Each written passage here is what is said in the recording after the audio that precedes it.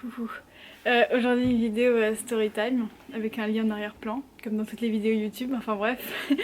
Voilà, mais aujourd'hui on va parler d'un sujet quand même qui pour moi est extrêmement important et c'est un sujet que j'ai déjà mentionné dans mes podcasts. Si tu suis pas mes podcasts, bah coucou, c'est le lundi. Voilà. Mais voilà, aujourd'hui on va parler, je vais pas faire une intro pendant 1000 ans, on va rentrer directement dans le sujet. Aujourd'hui j'ai envie de te parler du mutisme sélectif et pour moi c'est un handicap qui est encore beaucoup trop méconnu aujourd'hui. Voilà.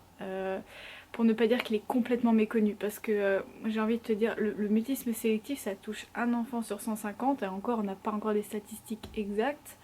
Un enfant sur 150 et les psys ne savent même pas ce que c'est. Voilà. C'est aussi simple que ça. Alors je dis pas tous les psys, mais je veux dire moi, les psys que j'ai pu croiser sur ma route ne savaient pas ce que c'était que le mutisme sélectif. Voilà. Ils ne savaient pas du tout comment réagir à ça. Pourtant j'ai vu beaucoup de psys, voilà, à l'époque où j'étais atteinte de ce trouble. Voilà. Donc tout simplement, je veux dire pour moi c'est une nécessité en fait, même si ma chaîne n'est pas une chaîne de psycho ou quoi, pour moi c'est une nécessité de faire une vidéo juste pour informer les gens et même si t'es quelqu'un qui n'est pas du tout concerné par le mutisme sélectif, si juste tu écoutes cette vidéo et que t'en parles autour de toi, déjà pour moi ça serait beaucoup, tu vois, donc voilà. Donc déjà, premièrement c'est quoi le mutisme sélectif? Parce on a envie de savoir ce que c'est. En fait, le mutisme sélectif, en gros, c'est quand tu es tout à fait capable, généralement ça touche les enfants et ça disparaît à l'âge adulte. Alors évidemment, il y a des adultes qui restent encore touchés, chez qui ça part pas, mais généralement c'est un truc de l'enfance en fait qui se dissipe en grandissant. Euh, mais encore une fois, selon les personnes, ça peut rester plus ou moins longtemps, voire ça peut rester pour certaines personnes jusqu'à vraiment très tard dans l'âge adulte. Donc voilà, ça c'est la première chose. Alors c'est quoi concrètement? Concrètement, ça veut dire qu'en fait, quand tu es dans ton milieu familial, quand tu es dans ta maison, vraiment avec la famille, etc., très proche, je tiens à préciser famille proche, c'est-à-dire ceux qui vivent vraiment avec toi au quotidien. En fait tu parles avec eux, tu es un enfant normal et dès que tu sors et que tu te retrouves face à des personnes extérieures, et les personnes extérieures c'est pas seulement les inconnus, ça peut être aussi des personnes qui sont quand même de ta famille mais que tu vois moins, par exemple tes grands-parents, tes tantes, tes oncles, etc. Ça peut être tes camarades de classe, ça peut être absolument toute personne extérieure en fait au foyer, tu vois, vraiment à l'endroit où tu passes toutes tes journées. Toutes ces personnes-là, tu vas être dans l'incapacité de leur parler. Et quand je dis incapacité, c'est pas refus, c'est incapacité.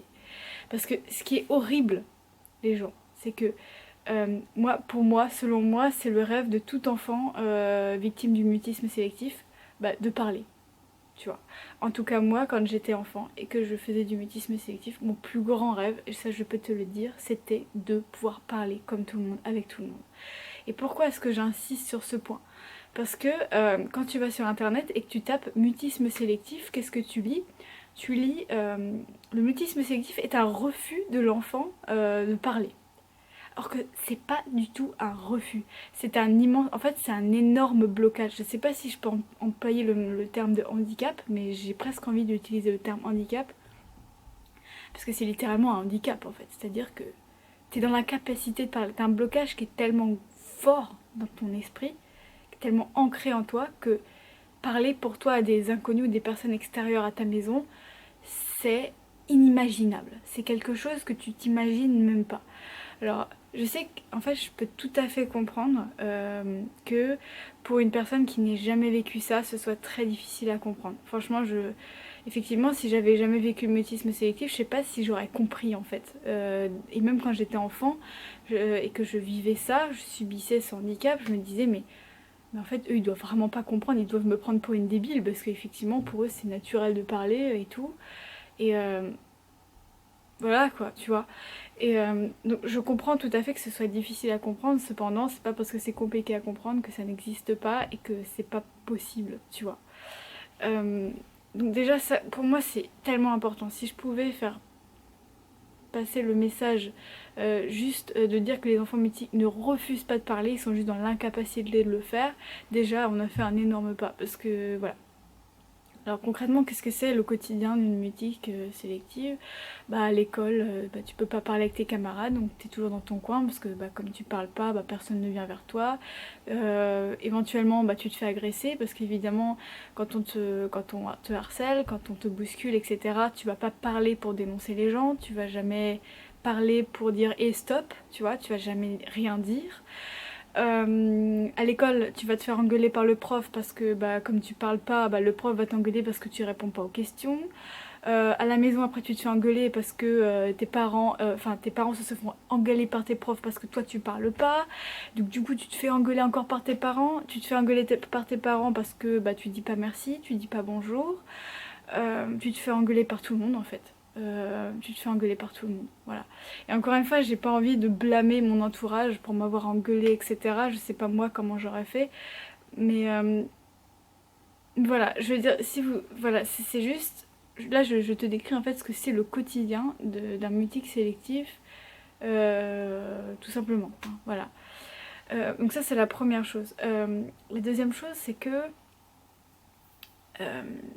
comment dire, en fait tu te socialises pas du tout, c'est-à-dire que en fait, des fois, enfin moi, quand j'étais enfant, le mutisme, c'était pas seulement dans la voix, c'était aussi dans les gestes. C'est-à-dire que j'allais jamais, en fait, jouer,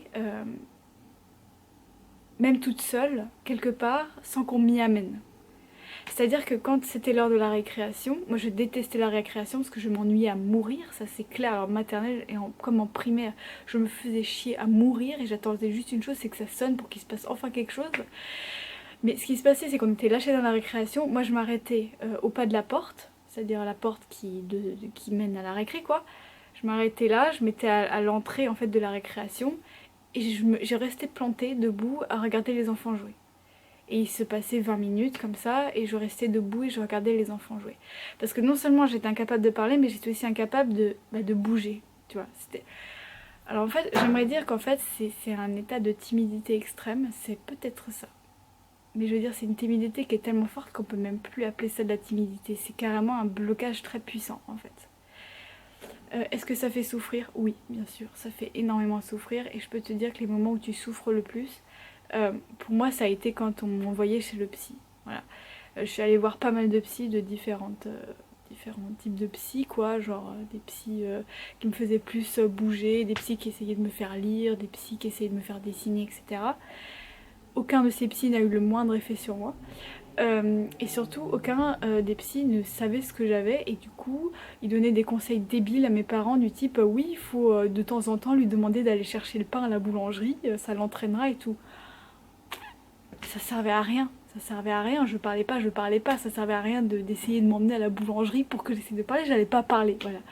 Donc ça c'était vraiment, déjà ça c'est une énorme souffrance. Et l'autre souffrance c'est qu'en fait ton entourage te perçoit très mal. C'est-à-dire que quand t'as un enfant qui parle pas, on t'aime pas.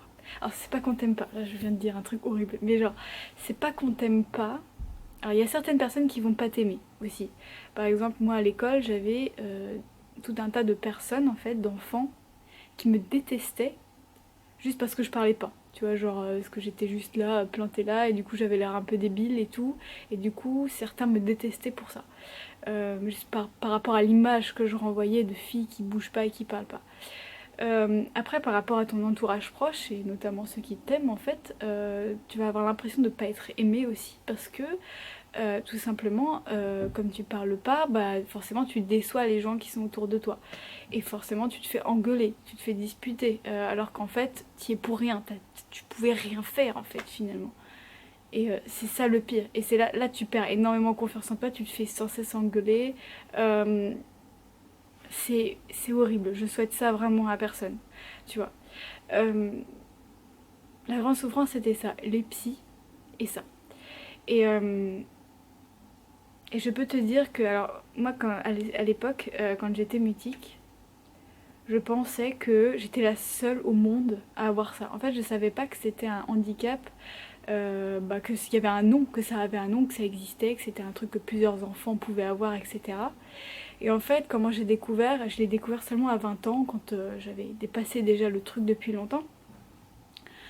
Je suis tombée par hasard sur un un reportage qui était passé sur France 2 sur le mutisme sélectif. Et je peux te dire que quand j'ai vu ça, en fait j'ai vu ma vie défiler. Je me suis dit putain, en fait c'est un truc qui existe, c'est un truc que plusieurs enfants ont. Il y a des enfants qui ont exactement la même chose que moi. À l'heure où je parle, il y a des gens qui ont ce trouble et tout. C'était une révélation totale. Une révélation totale. Donc je pense qu'en fait le premier truc qui est formidable en fait c'est de savoir qu'on n'est pas le seul. Tu vois, moi j'aurais vraiment aimé, et notamment pas seulement moi mais les gens autour de moi, j'aurais aimé que tout le monde autour de moi comprenne que j'avais un trouble, bah, et que finalement c'était un handicap quoi, et que c'était pas moi le problème quoi, que c'était pas moi le problème, tu vois. Alors tu vas te poser la question, mais comment t'en es sortie? En fait, généralement, le mutisme sélectif, c'est pendant l'enfance, et pendant l'adolescence, ça se dissipe peu à peu. Moi, ça se fait extrêmement progressivement. Je sais qu'en fait, quand j'ai commencé à devenir vraiment ado, quand j'ai commencé à avoir 14-15 ans, alors je parlais encore difficilement aux gens que j'avais dans ma classe depuis la maternelle, parce qu'évidemment, tu peux pas d'un seul coup parler devant des gens devant qui t'as jamais parlé. Mais quand je commençais à rencontrer de parfaits étrangers, j'arrivais à parler de plus en plus naturellement, et comme ça s'est fait petit à petit en changeant de lycée, en changeant de ville, etc. Petit à petit j'ai pu parler jusqu'à ce que ça devienne tout à fait naturel pour moi. Et en fait c'est ce qui se passe pour la plupart des mutiques, c'est-à-dire que quand on est en maternelle c'est l'enfermement total, on ne parle absolument pas, et quand on grandit bah ça se dissipe. Après je sais qu'il y a des adultes chez qui c'est pas passé, chez qui c'est encore une galère, chez qui c'est encore un problème. Voilà, effectivement là je sais, moi tu vois je suis pas psy, enfin j'ai pas fait des études dans ce domaine-là, je peux pas dire exactement, j'ai pas vraiment de conseils à donner, si ce n'est qu'il faut y croire jusqu'au bout en fait, hein. En fait c'est pas un truc qui reste définitivement comme l'autisme par exemple, ou comme euh, peu importe quel handicap, comme le fait de perdre une jambe, ou un truc qui reste définitivement jusqu'à la fin de ta vie. C'est un truc qui peut partir, d'accord. Donc en plus il y a des associations aujourd'hui qui existent, donc franchement ça vaut le coup d'aller s'informer, voilà. Moi juste avec cette vidéo je veux signaler coucou, ça existe, c'est ça, 1, 2, 3, etc. Je ferai peut-être une deuxième vidéo pour parler peut-être un peu plus en détail de ça, mais voilà, c'était un peu ce que j'avais à dire sur le sujet. En tout cas, pense à t'abonner. Pense à t'abonner. On va faire un peu plus de vidéos, un peu peut-être FaceTime, et surtout des vidéos plus créatives, parce que j'en ai marre de faire des vidéos didactiques, de stretching et tout. Donc il va y avoir un peu du gros renouveau sur cette chaîne. Et bon, d'ici là, on se retrouve dans un prochain podcast. Salut!